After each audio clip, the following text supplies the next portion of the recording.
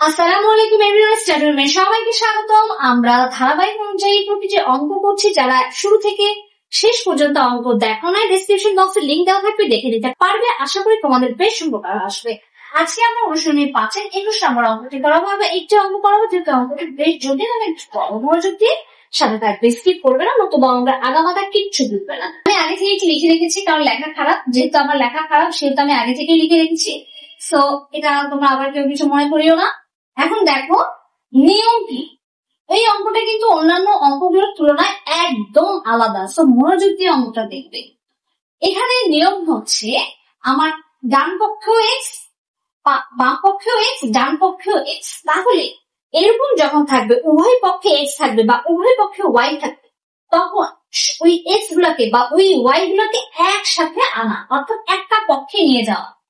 আমরা ধরি মাঝখানে নদী, নদীর এই পারে একজন, ওই পারে একজন। নদীর এই পারে একটা এক্স আছে, নদীর ওই পারে এক্স আছে। তাহলে দুজনকে দুই পারে রাখা যাবে না, সবাইকে এক পারে আনতে হবে।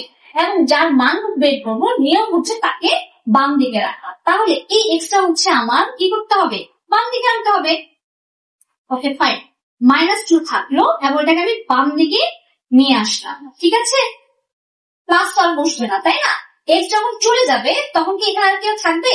কেউ কিন্তু থাকছে না। তাহলে থাকছে কি, শুধু 16 থাকছে। ওকে ফাইন, শুধু 16 থাকছে।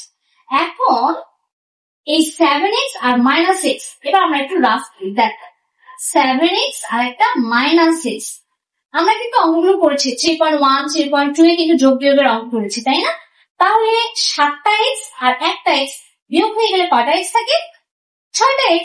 ওকে ফাইন, তাহলে আমরা লিখে ফেলবো। মনে মনে কিন্তু কখনো করবা না, সবসময় রাফ করবা। 6x, তাহলে এটা আর এটা আমরা এখানে রাফ করে আমাদের উত্তর আসলো 6x। তাহলে এই লাইনে বাকি থাকলো কি, -2। ওকে, এইবারে যে -2 যে বাকি থাকলো, আমরা এখন কি করতে পারি বলতো? ওই সে আগে নিয়ে ফলো করতে পারি। -2 + 2 = 16 + 2। আমরা কিন্তু এখানে সাইন নোটটা এই জায়গায় কিন্তু সাইন নোট কিন্তু আমরা একটু উপরে উঠে গেছে।